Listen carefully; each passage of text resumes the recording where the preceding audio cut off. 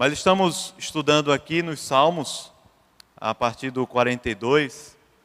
Nós, primeiro domingo, estudamos o capítulo 43, semana passada o 46 e hoje o 48.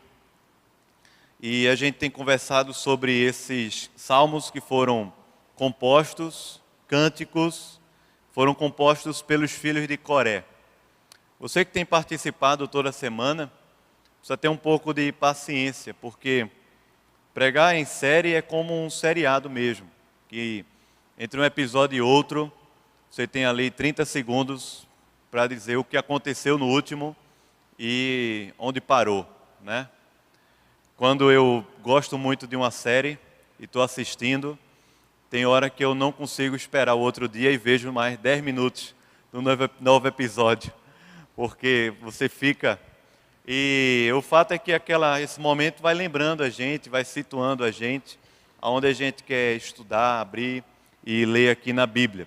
Então, os Salmos dos Filhos de Coré foram composições feitas por levitas que moravam ao redor de Jerusalém e tinham no seu seio, assim, na sua essência, um desejo de louvar a Deus em Sião, em Jerusalém. Um vislumbre com essa ideia de Sião, do Monte Sião e de Jerusalém, né, onde ficava o Monte Sião. Há muitas expressões de exuberância pela presença de Deus em Sião, pela justiça de Deus aqui na terra. Há um desejo, um anseio por essa manifestação, que ela é representada por essas expressões, né? Jerusalém, Sião, templo, casa do Senhor. E esses salmos vão seguindo essa mesma temática. Alguns são de lamento, outros são de louvores. E esse aqui é um salmo de louvor, que o tempo todo o salmista está apontando para Deus, está expressando quem é Deus, o poder de Deus, a graça de Deus. E o Salmo 48 é um desses exemplos que a gente vai ver aqui. Aí eu queria convidá-lo para a gente ler, logo depois nós vamos orar, e se puder acompanhar, porque de vez em quando eu vou pedir, leia aí comigo e a gente lê junto, tá bom? Diz assim o Salmo 48: Grande é o Senhor e muito digno de ser louvado na cidade do nosso Deus. Seu santo monte, belo e sobranceiro, é a alegria de toda a terra. O monte Sião, para os lados do norte, a cidade do grande rei. Nos palácios dela, Deus se faz conhecer como um alto refúgio. Por isso, eis que os reis se coligaram e juntos sumiram-se. Bastou-lhes vê-lo e se espantaram. Tomaram-se de assombro e fugiram apressados. O terror ali os venceu. Sentiram dores como de parturiente. Com vento oriental destruístes as naus de Tarsis, aqueles navios fortes que todos temiam na terra. Com vento oriental destruíste as naus de Tarsis. Como temos ouvido dizer, assim o vimos. Aonde? Na cidade do nosso Deus, o quê? A estabelece para sempre. Pensemos, ó Deus, na tua misericórdia, na tua aliança, no meio do teu templo. Como o teu nome, ó Deus, assim o teu louvor se estende até os confins da terra. A tua destra está cheia de justiça. Alegre-se o monte Sião, exultem as filhas de Judá por causa dos teus juízos. Percorrei a Sião, rodeai-a toda, contai-lhe as torres, notai bem os seus baluartes, observai os seus palácios, para narrardes às gerações vindouras, o que, irmãos? Versículo 14, que este é Deus, o nosso Deus para todo sempre. Ele será o nosso guia até a morte. Amém. Amém. Amém, irmão? Ele será o nosso Deus até a morte, o nosso guia até a morte. Vamos orar. Pai, muito obrigado, Senhor, pela tua bondade. A gente está aqui na tua presença. Cantamos em louvor ao teu nome, te adorando.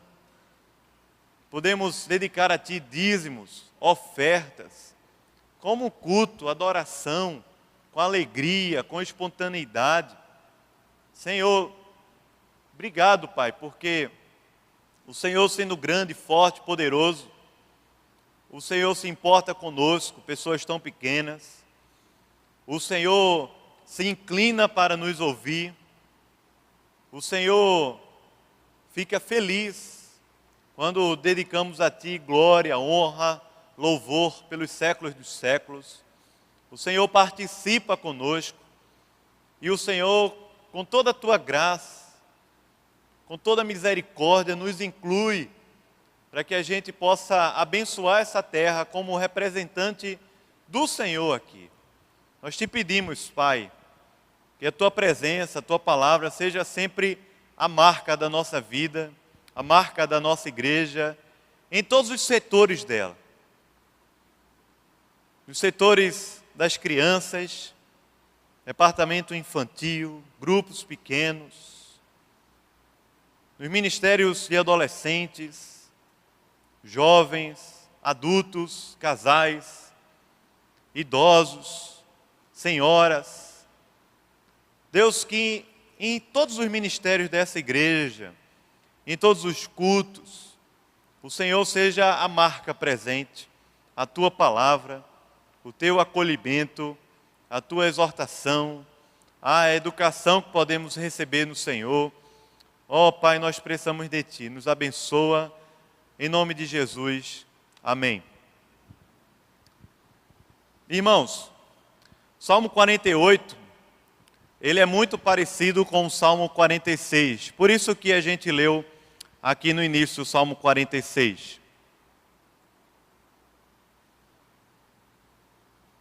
Ambos são cânticos de louvor, ambos estão assim, envoltos na presença de Deus, como sendo a maior marca da vida da gente, a maior marca de uma comunidade de fé. No caso aqui no Antigo Testamento, de uma comunidade de fé que vivia ao redor de Jerusalém, uma família que vivia ao redor de Jerusalém e conduzia o povo de Deus ao culto. No nosso tempo, aqui na nossa igreja, de gente que vive em Recife, com seus trabalhos, suas demandas, andando de um canto a outro, vivendo as inseguranças e medos da cidade, as incertezas, as complicações, também as oportunidades. Também quando viemos aqui, como vimos a igreja e adoramos a Deus ou participamos de um grupo pequeno, estamos aqui de alguma forma envoltos com essa essência da presença de Deus, da qual a gente pode girar em torno, a gente pode participar. Essa coisa pode fazer grande diferença na vida da gente. E quando eu tenho pensado ao longo da semana nesse salmo, pensando que ele tem muita semelhança com o Salmo 46, e com medo de estar aqui pregando um sermão muito parecido com o sermão do domingo passado, muita gente participou, ou de repente até pelo YouTube pôde ouvir, ou pelo podcast, que a igreja tem colocado também atualizado. Tenho pensado que o Salmo 48 dos filhos de Coré tem uma marca, um tom do início ao fim. E esse tom, essa marca, é a presença de Deus. E olhando para esse texto e pensando nisso, a reflexão que eu tenho trazido para mim e gostaria de compartilhar com os irmãos hoje já pensou em a marca da sua vida aqui na terra ser a presença de Deus? a marca dos seus relacionamentos aqui na terra ser a presença de Deus. A marca do seu trabalho, das suas atividades aqui na terra ser a presença de Deus. A marca dos seus ministérios no corpo de Cristo, na igreja, ser a presença de Deus. Essa coisa invadir a vida da gente, nos tomar por completo, nos envolver da cabeça aos pés, no coração e na mente, de uma forma tão forte, tão integral, que a gente não vai conseguir encontrar uma área da vida da gente que não esteja de alguma forma conectada a esse louvor, a essa exuberância, a essa admirável presença de Deus, que produz em nós palavras lindas, música, poesia, arte, expressão de um coração completamente devoto a Deus, sedento de Deus, e um coração que realmente quer a Deus. Eu tenho falado aqui ao longo das últimas semanas que nós precisamos incluir a boa poesia na vida da gente, a boa arte, a boa cultura, porque nós temos aprendido a viver uma vida religiosa, uma vida cristã, espiritual, na igreja, e beber a arte e a cultura que os filhos do maligno têm produzido aqui nessa terra. E de vez em quando um ou outro expressa uma graça de Deus, de vez em quando um ou outro expressa uma verdade de Deus no seu vazio, no seu anseio, mas na grande maioria das vezes eles não conseguem detectar e conectar aquilo que Deus quer para nós, aquilo que é verdade de Deus na terra e aquilo que realmente produz na gente consolo, vitalidade, restauração, para a gente viver uma vida feliz na terra, uma vida plena na terra, uma vida também leve.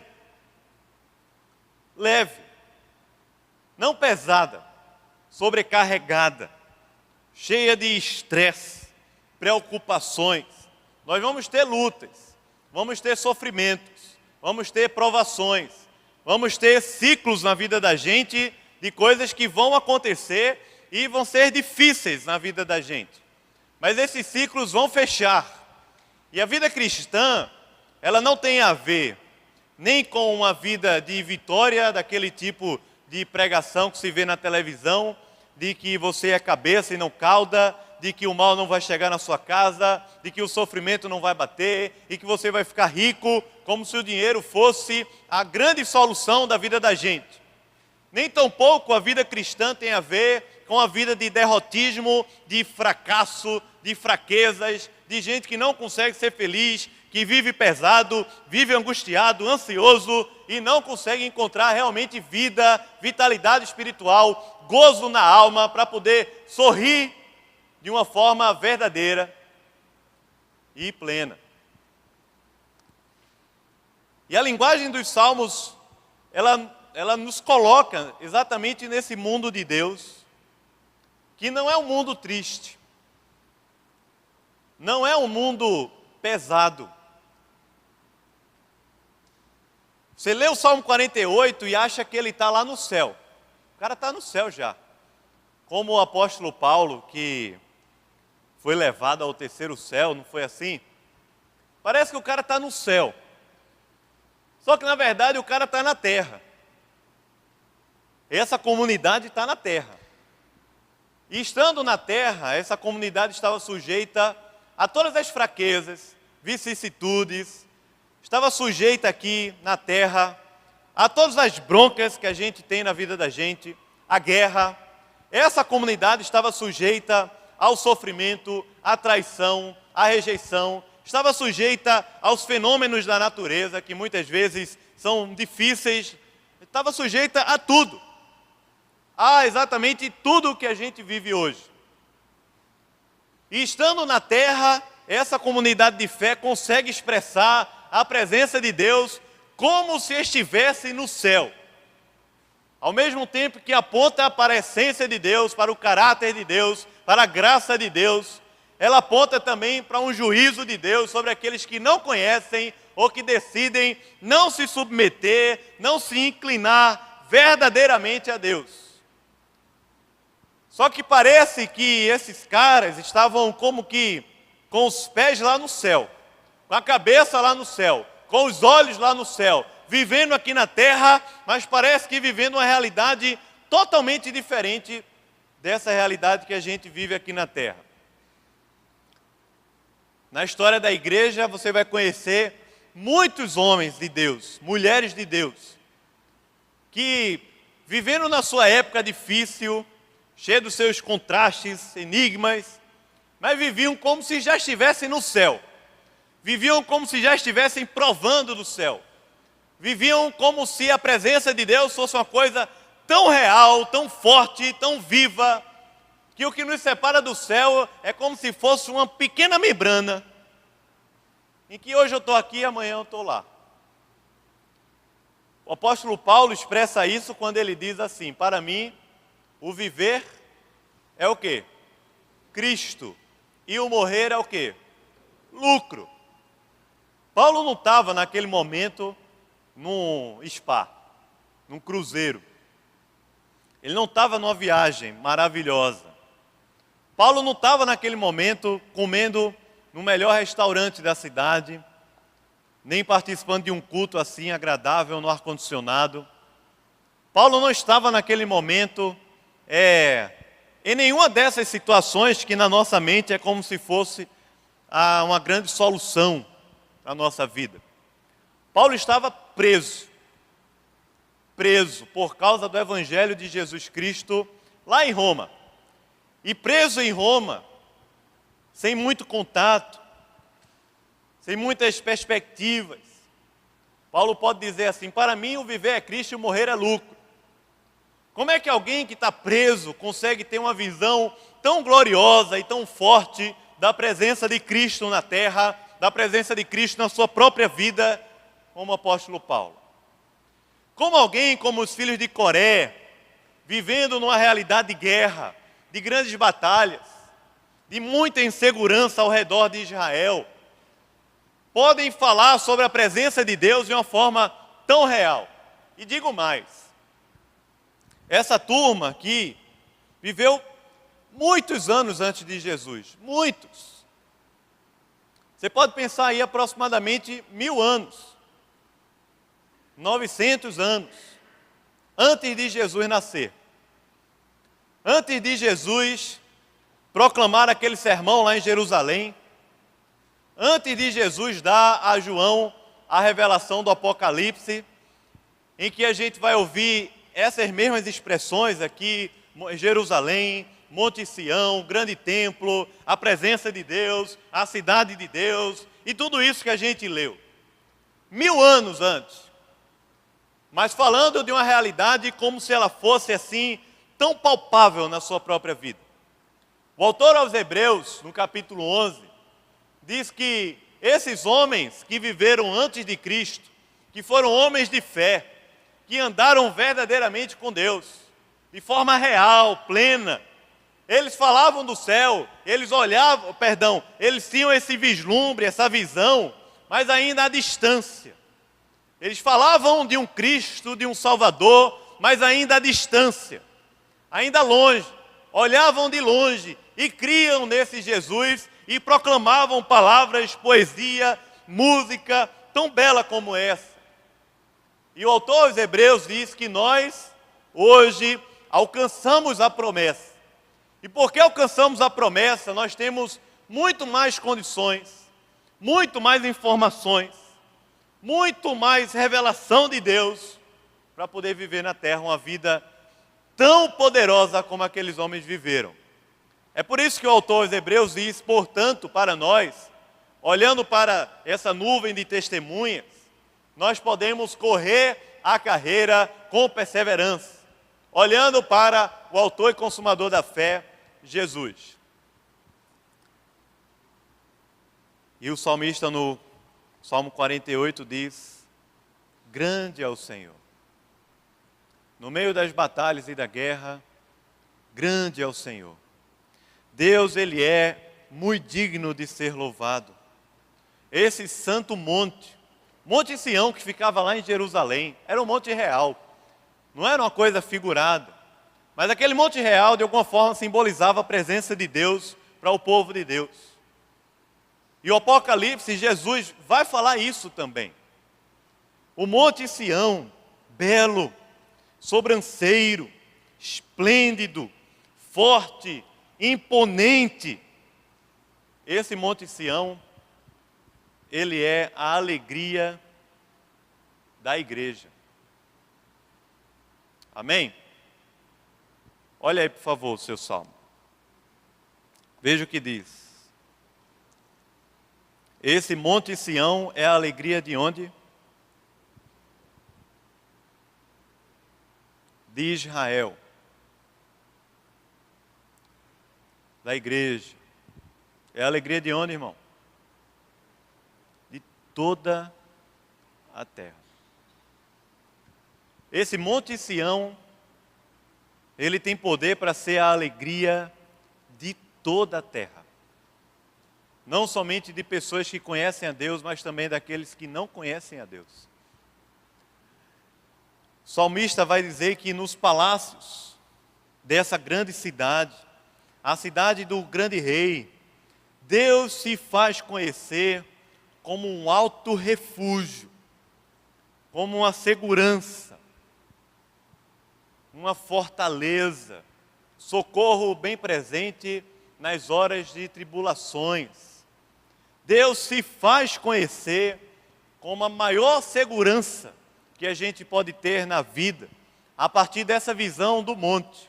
O Monte Sião, com toda a sua imponência, ele aponta para um Deus muito mais forte e poderoso do que aquele monte, que com a sua voz, única voz, pode fazer aquele monte virar pó. Mas através daquele monte se expressa a segurança, o refúgio e a beleza de Deus. A beleza de um Deus criador, criativo, de um Deus que governa a nossa vida, de um Deus justo, fiel, bom, maravilhoso, cheio de prazer e amor e glória para compartilhar com a humanidade. A gente estava lá no acampamento Vetor, esse final de semana, e a equipe tinha um estudo, no momento que dividia, ficava a equipe, quem conduziu os estudos foi André. André é seminarista aqui da igreja, líder de pequeno grupo, de jovens, é uma bênção. E ele falou uma frase do C.S. Lewis que eu nunca tinha ouvido aquela frase. A frase do C.S. Lewis traduz muito o que a gente está lendo aqui nesse salmo.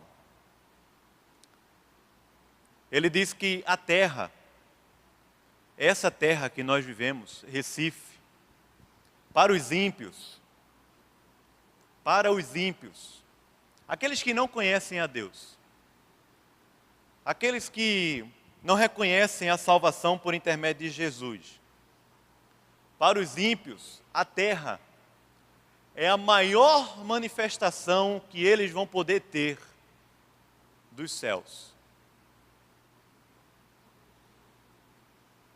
Você entendeu aí ou não?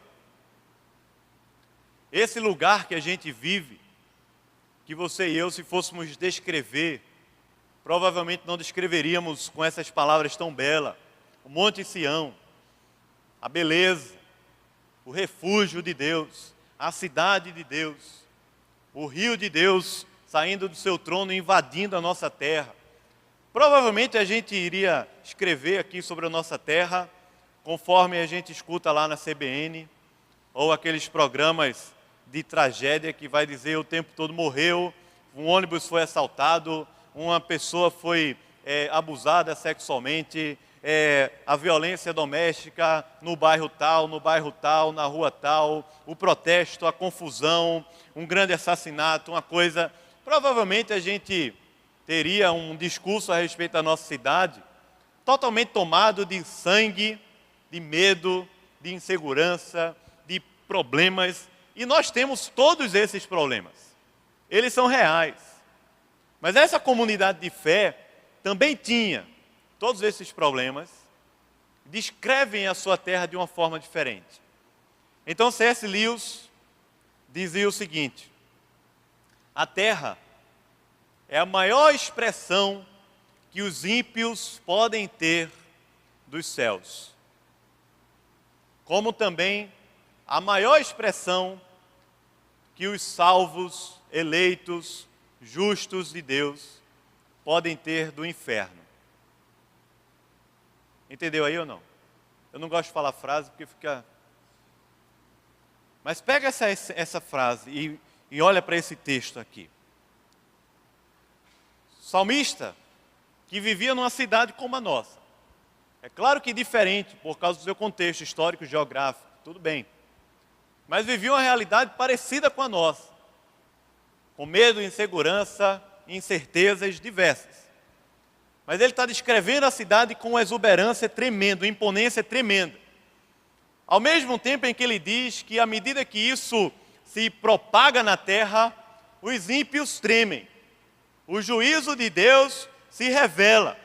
Ele diz, a partir do versículo 4 ao 7, que essa presença de Deus causa temor, causa espanto, assombro, terror sobre a terra, porque sabem que as dores e parto estão para chegar, e isso causa um grande terror na terra, por causa desse Deus justo e fiel que está presente no meio do seu povo. Isso é um anúncio direto para todos os povos ao nosso redor, todas as pessoas que vivem ao nosso redor, de que Deus existe, de que Deus é real, de que Deus quer ser adorado, de que Deus é santo e poderoso, habita em nosso meio. Isso é uma proclamação direta, tanto de salvação como de julgamento.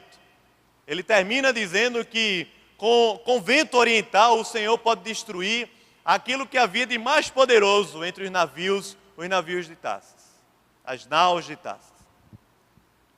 Ao mesmo tempo em que ele está descrevendo a terra com a presença de Deus, de uma forma que ela se torna alegria para todas as pessoas ao nosso redor.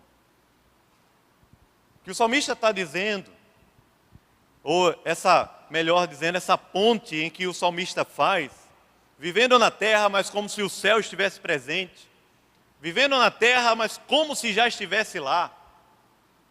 Essa ponte que ele faz, ela não fala sobre a nossa vida no céu, está falando sobre a nossa vida na terra.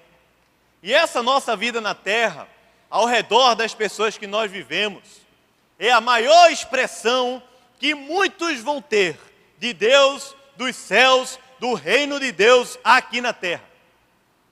De forma que a nossa vida aqui não traz tristeza, não traz desânimo, não traz desamparo, não traz um julgamento pessoal. A nossa presença aqui na terra traz alegria, gozo, porque de alguma forma os ímpios ao nosso redor são abençoados por Deus através da nossa vida. Vivendo na terra como se o céu já fosse uma realidade. Ao mesmo tempo em que a insegurança e os medos e o que a gente pode conhecer do inferno, a gente vai conhecer aqui na terra. Eu não quero enfatizar esse segundo ponto, porque eu acho que esse segundo ponto você já ouviu demais. Nós já ouvimos demais sobre a degradação do pecado, nós já ouvimos demais sobre o quanto o mal ao nosso redor nos destrói, nós já ouvimos demais sobre a crise. E eu não estou aqui advogando que nós devemos falar coisas boas, não é isso. Mas parece que a gente se prepara tanto para o mal, a gente se prepara tanto para o pecado, a gente se arma tanto para o mundo, que não consegue mais ter poesia, arte, música na vida para ver a beleza de Deus. A gente se arma tanto para uma guerra, para uma batalha, que não consegue mais contemplar a Deus, ver a Deus, sentir a Deus e desfrutar da beleza de Deus que se revela não somente quando a gente estiver lá no céu, mas se revela hoje aqui na terra. O salmista nos convida a isso. Ele está dizendo que a cidade de Deus, mais uma vez, está invadindo a nossa cidade, está invadindo Jerusalém, e de Jerusalém está invadindo o mundo, através dos seus eleitos, através do seu povo, que à medida que vive e se relaciona com essa terra, traz alegria, e traz salvação, e traz reconciliação. E essa reconciliação, ela envolve todas as esferas da sociedade, todas elas.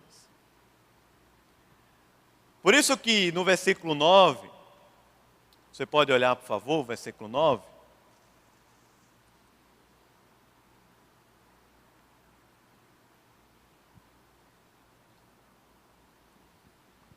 Ele diz: pensamos, ó Deus, em quê? Na tua misericórdia. Expressão aí no hebraico para misericórdia é a hesed. É aquela que muitas vezes falamos e repetimos aqui como sendo a expressão da aliança de Deus. De uma ação de Deus que ninguém pode romper. A misericórdia de Deus, a benignidade de Deus. Ele diz: pensamos, ó Deus, na tua misericórdia, no meio do teu tempo, pensamos no teu nome, pensamos, veja a imagem que o salmista está tendo, em um louvor que ele vai se estender até os confins da terra. Como Abacuque diz, o conhecimento do Senhor vai invadir a terra como as águas cobrem o mar. Pensamos. Paulo diz em Filipenses capítulo 4, sobre o que devemos pensar. Tudo o que é verdadeiro, justo, e ele vai trazer lá uma lista. Eu me lembro que quando eu li esse texto, eu ficava tentando fazer um trabalho mental imenso na minha cabeça. Tentando pensar tudo que é justo, verdadeiro. Só quando eu começava já a pensar, minha mente já era assaltada por uma coisa ruim. E a mente da gente é muito assaltada por coisas ruins. E não somente coisas eróticas, pornográficas, adúlteras. Porque não é somente isso. Mas violências, medos, inseguranças, invejas, ciúmes, um bocado de outra coisa. Talvez seja muito mais difícil da gente lidar do que essas outras.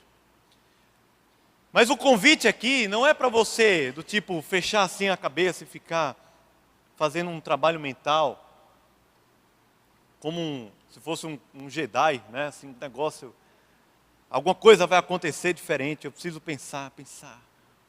Não é isso. O salmista está convidando a gente a uma reflexão, a uma meditação, convidando a gente a perceber a beleza de Deus na terra, convidando a gente a participar do verdadeiro Shabá, do verdadeiro descanso, que lá em Gênesis capítulo 2, diz que Deus criou tudo em 6 dias e no 7º descansou de toda a sua obra. E naquele descanso Deus contempla, sente prazer. Da mesma forma que o Espírito está pairando sobre as águas e está sentindo prazer na sua criação, Deus contemplando está sentindo ali prazer, gozo, na glória dele mesmo, que criou tudo aquilo. Da mesma forma que Jesus sente prazer e gozo quando batizado e o Espírito vem sobre ele e uma voz lá do céu está dizendo assim: este é o meu filho amado, eu tenho prazer nele. Da mesma forma que quando conhecemos a Deus, o Espírito vem habitar em nós, o céu se abre e Deus fala fundo lá no nosso coração, lá fundo do nosso coração, dizendo: você é meu filho amado, eu tenho prazer em você. O convite do Salmo é para a gente refletir, meditar, contemplar na beleza de Deus e parar de ficar olhando para a cidade apenas como destruição, apenas como desgraça, apenas como miséria. E parar de olhar para nós mesmos apenas como derrota, apenas como fraquezas, apenas como inversões que nós vamos fazendo na vida, inconstâncias. E olhar para Deus, e olhar para Sião, e olhar para um rio que flui do trono de Deus e está invadindo a cidade, e olhar para a cidade de Deus que está invadindo a cidade dos homens ao nosso redor, e Deus está fazendo uma grande obra em toda a terra, de forma que o seu louvor vai se estender até os confins da terra. A olhar, pensar, refletir, desfrutar, contemplar a aliança de Deus, a misericórdia de Deus, o amor de Deus no meio do seu templo. E o meio do seu templo não é aqui. O meio do seu templo, ele é aí no seu coração, no meu coração. E ele é aqui ao nosso redor, de forma bem comunitária. Contemplar, ver a beleza.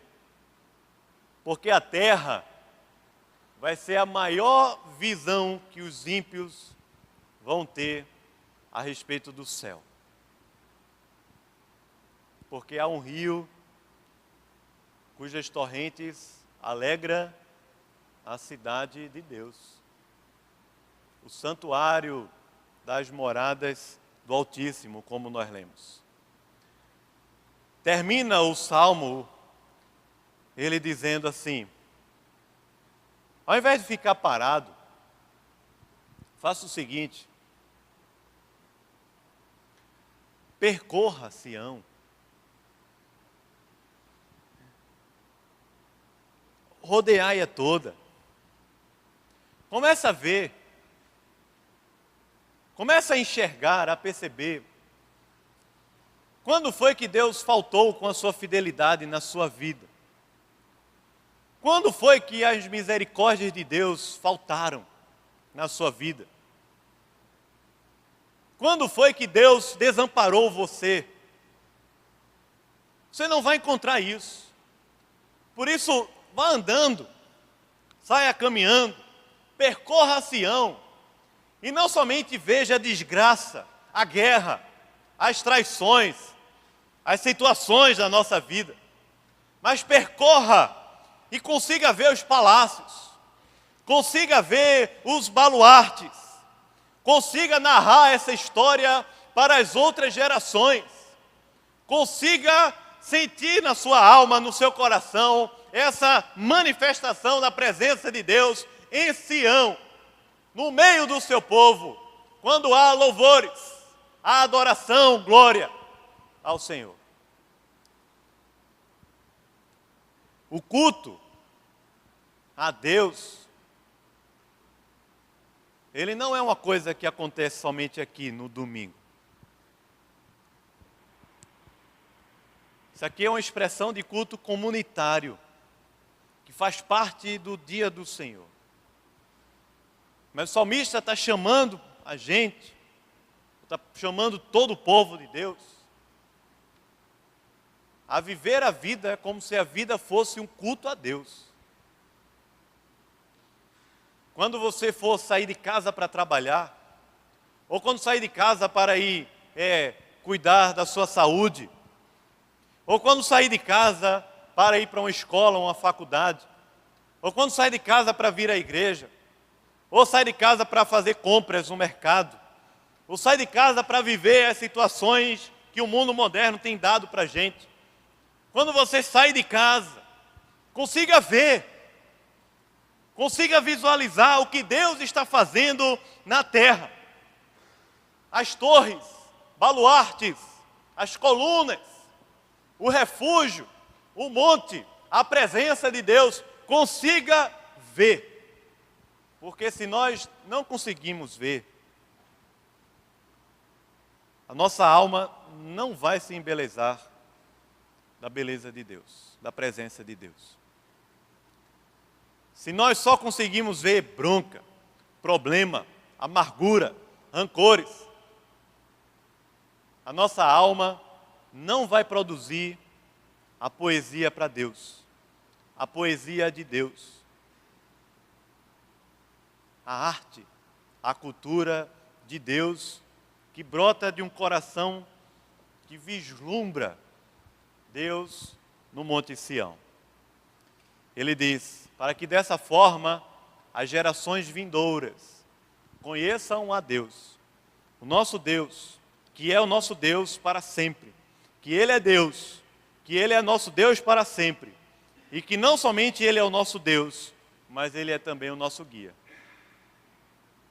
que nos conduz por Sião. Como Salomão fala no Provérbios 3, dizendo assim: reconhece o Senhor em todos os teus caminhos, e Ele endireitará as tuas veredas.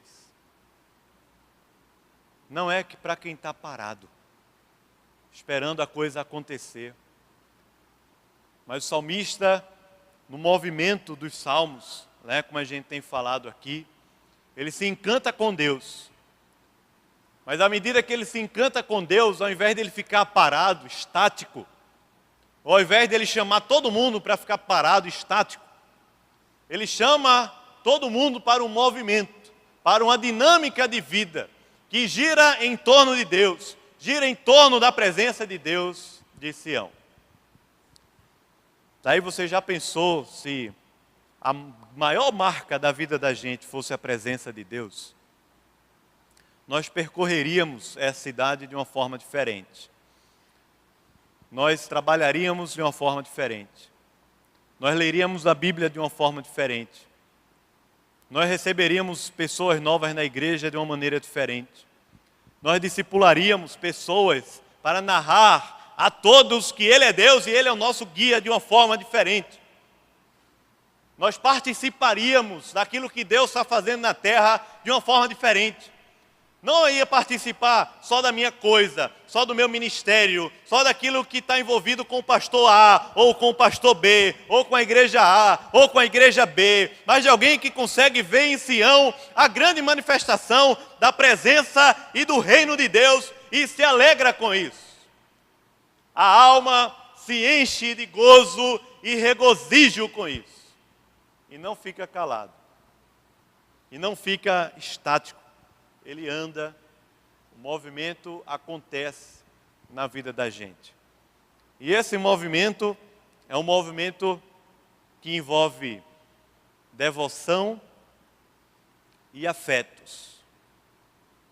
Devoção e afetos. E os afetos, eles não se restringem a uma área apenas da nossa vida. Os afetos alcançam a nossa mente, porque lemos a palavra de Deus e conhecemos a Deus. Os afetos enchem o nosso coração por causa da presença do Espírito em nossa vida. Os afetos nos conduzem à comunidade de fé, para juntos cantarmos, darmos louvores que serão conhecidos até os confins da terra. E os afetos nos conduzem ao mundo, para que a reconciliação de Deus aconteça na terra. O problema é que as igrejas dividiram isso. A igreja está tratando da sua influência no mundo, querendo construir uma igreja relevante. A igreja quer trabalhar com a sua influência dentro da igreja, organização, pragmatismo, querendo produzir uma igreja boa ou uma igreja perfeita para a sociedade. A igreja quer produzir afeto no coração, produzindo somente emocionalismo. Ou quer produzir afeto na sua mente, produzindo apenas informação e conhecimento, muitas vezes secos e vazios. Enquanto que o salmista está falando de tudo isso, da mente, coração, comunidade e mundo, de uma perspectiva totalmente diferente. Ela é integral. Começa nos céus, mas se manifesta na terra. Alcança a minha mente, o meu coração, me conduz para a comunidade de fé e me envia ao mundo para que eu percorra a terra, narrando para todas as gerações que Ele é Deus, Ele é o nosso Deus para sempre e Ele é o nosso guia. Ele é o nosso guia. Está aqui um bom momento para renovarmos a nossa fé no Senhor, para pensarmos na sua aliança, para contemplar a Deus, de forma que a nossa mente e coração, a nossa vida comunitária e a nossa vida no mundo seja transformada. Não por causa do elemento, porque o elemento é simples. Deus faz assim. Elemento é simples. Mas a presença de Deus não é simples.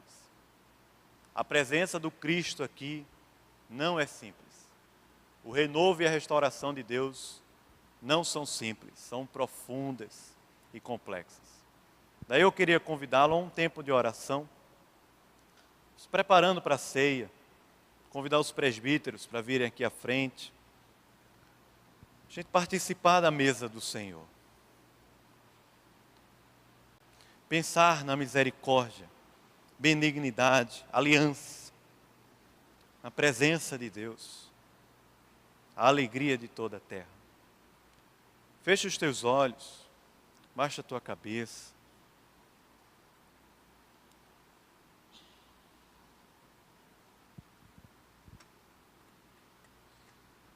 Se você conseguisse fazer um exercício na sua mente aí,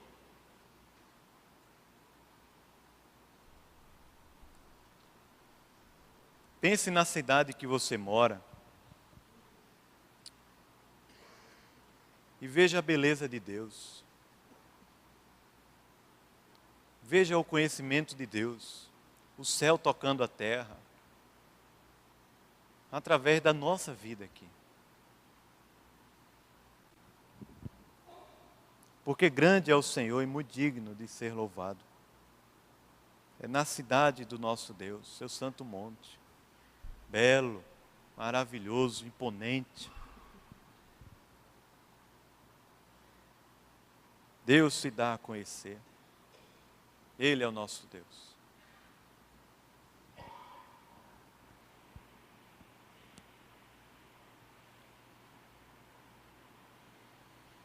Quem sabe você entrou aqui com o coração bem pesado. Não consegue ver mais o bem, só tragédia, só o mal. Pode, em oração, dizer: Senhor, converta o meu coração, restaura a minha alma. Que a beleza do Senhor invada o meu coração. Para que possamos louvar a Deus. Os confins da terra temerão ao Senhor. Deus nunca vai desamparar você. E estarmos aqui para tomar a ceia é uma prova disso. Ele foi até as últimas por você. Senhor, ó Senhor, nós precisamos de Ti. Mais do que o ar que nós respiramos, nós precisamos de Ti, Senhor. Obrigado pela Tua presença, pela Tua palavra. Mas não deixa, Senhor, a gente ficar na margem, na periferia, daquilo que o Senhor está fazendo na terra. Senhor, nos traz para o centro. Nos traz, Senhor, para dentro desse Teu rio, dentro desse Teu mover, dessa Tua cidade, dessa Tua presença aqui na terra entre nós e através de nós. Ó Senhor, invade o nosso ser com a Tua presença. Hoje, Senhor, possamos aqui renovar Tua aliança, Tua graça. Ó Deus, a Tua presença na nossa vida. Hoje, Senhor, possamos sair daqui felizes, porque podemos ver Teu poder, Tua graça, Senhor. Nos abençoa, nós precisamos de Ti. Consagramos ao Senhor esse momento também. A presença do Cristo ressurreto, avive o nosso coração para uma vida de fé, de serviço e adoração ao Senhor. Em nome de Jesus. Amém. Amém.